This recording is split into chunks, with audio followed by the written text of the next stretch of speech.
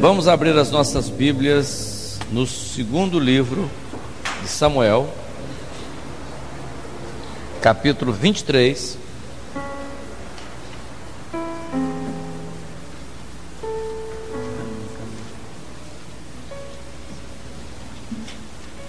A partir do verso 20. Segundo Samuel 23, a partir do verso 20. Também Benaia, filho de Joiada, filho de um homem valoroso de Cabzeel, grande em obras, este feriu 2 fortes leões de Moabe, e desceu e feriu um leão no meio de uma cova no tempo da neve.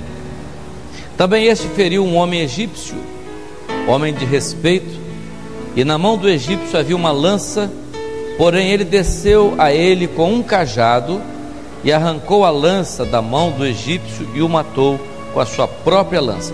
Pode sentar, irmãos.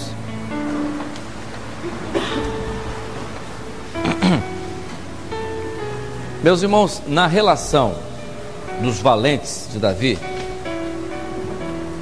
a Bíblia descreve 37 valentes de Davi. 37 valentes. E algumas características diferentes de algum deles, mas o que nos chama a atenção e é o motivo da palavra hoje é Benaia. A característica de Benaia, nós vamos falar exatamente sobre essa característica.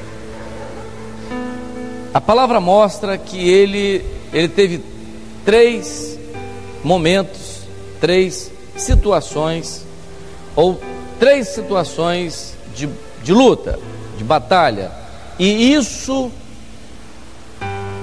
que o credenciou para a posição que ele ocupava. Benaia, ele é levado por Davi para ser o chefe da guarda do palácio. Benaia foi o comandante responsável pelo chefe da guarda do palácio. Então essa confiança, e Davi menciona, não é, na descrição dos valentes, Davi menciona Benaia de uma forma especial, mostrando as características de Benaia. A primeira, então, quando você fala de Benaia, o primeiro relato de Benaia diz assim: Benaia era um homem valoroso, ou seja, um homem de valor, não é? E que feriu 2 leões de Moabe. Então, 2 leões de Moabe, e feriu um leão no meio de uma cova no tempo da neve. Os dois leões de Moabe, eles falam, nós vamos mostrar exatamente que Benaia é tipo do servo. Toda a característica que nós olharmos em Benaia, nós vamos ver que Benaia é tipo do servo. Ele é o único oficial chamado para a unção de Salomão. Quando Salomão é levantado rei no lugar de Davi, o oficial que foi chamado para participar do ato de unção de Salomão foi Benaia. Chamai-me a Benaia, Zadok e a Natã o profeta. Então foi ele que foi chamado.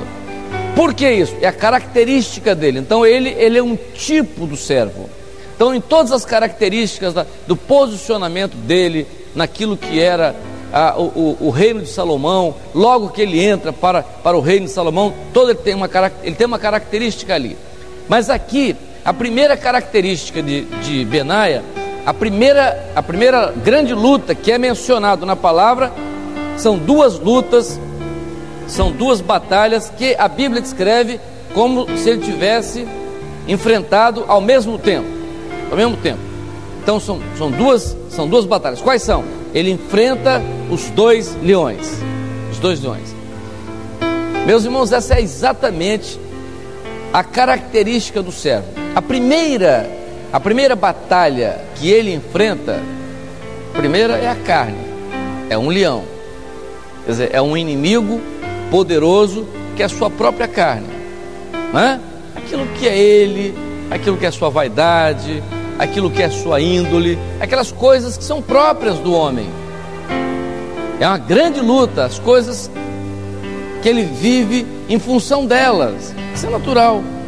A sua vaidade, aquilo que ele acha, aquilo que ele pensa, e tudo que está ligado a isso, que é carne, tudo aquilo que agrada a carne, tudo aquilo que faz parte disso, né? Não precisa se entrar em detalhes sobre isso. Esse é um grande inimigo. O segundo inimigo é aquele que é espiritual e é invisível, que é o inimigo que todo mundo sabe, não é? Que está aí, a sua batalha, não é? Aí no mundo, destruindo, matando. Essa é a grande batalha que ele enfrenta. Essa é a grande batalha que Benaia enfrentou. A segunda grande batalha que ele enfrentou foi quando ele desceu numa cova e feriu um leão em tempo de neve. O que é o tempo que, quando você fala de neve, neve fala de é uma situação de tempo, é uma situação, não é, daquilo que está à volta. Você fala de neve, neve é alguma coisa que fala de frio. Uma outra grande vitória de Benaia é contra a frieza espiritual. O servo de Deus não se acomoda com a frieza espiritual. Ele não aceita isso, a indiferença, não é? Ele não aceita isso. Ele não aceita simplesmente ser aquele membro de igreja, não é, que entra, sai, não é, de uma forma tão apática e tal, não, ele entra e coisa. Então, aquela frieza, ele não aceita isso. Ele luta contra isso, ele ora ao Senhor, ele busca o Senhor, ele vai à madrugada, ele jejua. Por quê? Porque ele não se acomoda a isso. Essa é a batalha dele, ele não aceita isso. Ele não aceita a indiferença. Por quê? Porque ele sabe que ele é um soldado, ele é valente. Ele não pode se acomodar a essa situação. Então, Benaia é uma característica do servo. Ele sente, está faltando alguma coisa na minha vida, eu preciso buscar o Senhor, eu preciso orar, eu não estou satisfeito com o que está acontecendo comigo, eu tenho alguma coisa errada na minha vida. Ele busca, ele luta, porque ele não se acomoda, ele não é aquele crente, não é? É o tipo do servo. Ele é definido, decidido, ele não se acomoda com qualquer coisa. Não chegar, vou para casa, não tem compromisso, hoje eu não vou à igreja, eu estou indiferente, hoje eu não posso, hoje eu estou com dor de cabeça, não, ele não aceita isso. Ele batalha contra isso, porque ele luta contra a frieza espiritual, ele não aceita. O servo é assim, o servo de Deus é assim. Então ele luta, ele já venceu os dois inimigos, venceu a carne, venceu o inimigo, mas ele não aceita a acomodação, ele não aceita a frieza espiritual, ele não aceita isso, então ele luta por isso. Mas eu deixei por último a grande batalha que é mencionada aqui, quando Benaia ele luta contra o egípcio. E eu deixei para falar no final, porque essa batalha contra o egípcio é uma batalha muito interessante, porque mostra uma característica exatamente, uma característica bem diferente do que era Benaia. Vejam, a Bíblia diz que Benaia era um oficial, né? Um oficial, ou seja, ele era um guerreiro, ele era um soldado, era um homem notável, era um dos valentes de Davi, e de repente ele vai enfrentar um soldado egípcio. E o soldado era um soldado respeitado aonde ele vivia. No Egito, aonde ele fazia parte, ele era muito respeitado. Ele era um homem admirado. E Benaia vai lutar contra o egípcio. O que você poderia entender de um soldado que vai enfrentar outro soldado? Ele teria que usar, no mínimo, as mesmas armas que um soldado ia usar. Como é que você ia disputar com um soldado? O soldado vem de lá com lança. Bom, você teria que sair com escudo, teria que usar aqui uma espada, né? Alguma coisa desse tipo. Seria o normal. Como é que ele ia desenvolver uma luta contra um soldado se não fosse de posse das mesmas, ou pelo menos, ou armas superiores à do egípcio, ou iguais? Isso seria racional. Não seria? Seria racional. No entanto, Benaia escolhe como arma para enfrentar o egípcio uma coisa que eu diria absurda. Primeiro, que Benaia era soldado. Por que Benaia escolheu um cajado? Benaia, você é o quê? Você é pastor de ovelhas? Não, eu sou um soldado. Sim, mas você, soldado? Quem que arranjou esse cajado para você? Você é acostumado a usar a espada? Você é acostumado a usar lança? Você é um homem de batalha, um homem de guerra? Não consta na Bíblia que Benaia tivesse uma outra coisa que pudesse fazer, quem sabe, não é? Lá na casa dele, ou alguma coisa que ele tivesse, vamos usar cajado. Cajado era instrumento de pastor, não era instrumento de soldado. Soldado não ia usar cajado, soldado tinha que usar lança, espada, capacete, escudo. Isso era arma de soldado. Soldado usar cajado para quê? Aí você vai enfrentar um egípcio, um homem preparado, um homem que devia ser um grande combatente, com armas sofisticadas, com uma lança que a Bíblia diz que era uma lança que a sua ponta era tão afiada como se fosse uma ponta de tecelão. Como é que você vai usar um cajado para enfrentar um egípcio? Isso é um absurdo. Se nós fôssemos raciocinar, isso é um absurdo. E diz a palavra que Benaia desce para enfrentar o egípcio com um cajado. Por que isso? Porque Deus permite isso. O que havia ali? Ali estava ele como servo num ato profético. Num ato profético. Meus irmãos, o servo, ele está aqui, ele é servo, ele busca o Senhor, né? Ele já venceu as suas primeiras lutas, já venceu a carne, já venceu o inimigo, né? Estão os jovens ali, as moças, os rapazes, são todos aqui. Mas de quando em vez nós nos deparamos com um inimigo poderoso, sabe qual é? São aquelas coisas que o mundo produz. O egípcio é aquilo que o mundo produz. Egípcio significa o que nasceu no Egito. Egípcio significa o que foi gerado no Egito. Egípcio significa o que foi gerado pelo Egito, que é o mundo. É o que é gerado pelo mundo. E o servo hoje, ele tem que aprender a vencer as coisas que o mundo gera, que o mundo produz. O mundo está produzindo coisas que são admiráveis, que todas as pessoas admiram, né? Olha, a novela das 7h30, não sei o que lá, quando você tem uma pessoa com olho e tal, aquela pessoa, olha, é história, aquilo é muito bonito, porque a gente fala da história.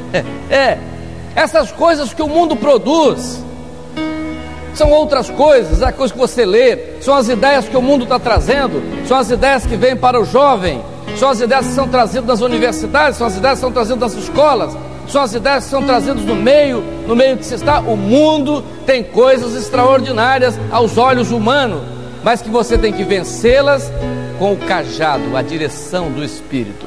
Então você toma a direção do Espírito, você segura o cajado e você vai vencer essas lutas com o cajado na mão. O cajado é tipo de Jesus. Então quando Jesus é o seu pastor, essas coisas são vencidas, porque você não vence essas coisas com as mesmas armas do mundo, não. O adolescente lá de casa está com problema, vou levar ele para o psicólogo. Isso é a mesma arma que o mundo está usando. Pode levar, não tem problema nenhum não. Psicólogo é uma coisa boa. Não, eu vou fazer para ele, não tem problema, você pode fazer o que você quiser. Mas as vitórias sobre as coisas que o mundo produz, as vitórias que nós aprendemos, elas são alcançadas nas nossas lutas contra as coisas que o mundo produz. Nós temos que lançar a mão do cajado. Temos que lançar a mão do cajado. Se não lançarmos mão do cajado, nós perdemos a batalha. Nós vamos perder para o mundo, para as coisas que o mundo produz, porque as coisas que o mundo produz são muito bonitas, entre aspas, são admiradas, não é? São ótimas. Você é servo, eu sou servo, mas sabe como é que é, né? Isso, né? Não tem nada, não vejo nada demais. Segura no cajado, lança a mão do cajado para vencer essas coisas dentro da sua casa, vencer essas coisas na vida do seu filho, vencer essas coisas da sua própria vida. Porque com o cajado na mão, você tira essas coisas. E os próprios argumentos são os que você usa para derrotá-los. Paulo diz assim: todas as coisas me são lícitas, mas nem tudo convém. Né? A Bíblia diz que o egípcio era um homem notável, admirado, todo mundo admirável. É assim: um egípcio, homem de respeito, e na mão dele havia uma lança. As coisas que o Egito produz, as coisas que o mundo produz, elas podem ser interessantes, mas elas vêm sempre para a morte, é sempre a matar, é sempre a destruir. E elas precisam ser desativadas, elas precisam ser tiradas, elas precisam ser destruídas. Para serem destruídas, você precisa estar de posse do cajado. Cajado, quem é o cajado? Direção do Espírito. É Jesus na sua vida. É o cajado aqui, é tipo de Jesus, é Jesus na sua vida. Todas as vezes que Ele se revela na sua vida, essas coisas se desfazem.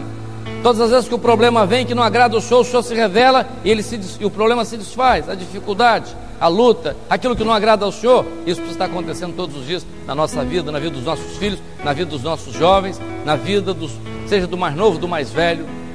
Essa é a vitória que nós vamos alcançar. Lança a mão do cajado. Lançou? A você, Benaia, sou Benaia. Já venci muita luta. Mas tem essa agora. Tem essa, de vez em quando aparece. Aí você tem que, né? Não é lançar a mão das armas tradicionais, convencionais. Não são as mesmas armas do Egito. A arma nessa hora para vencer as coisas do mundo é o cajado, é a direção do Espírito, é Jesus revelado na sua vida. É dessa forma que você vai vencer todas as suas lutas. Que o Senhor nos abençoe. Vamos ficar de pé.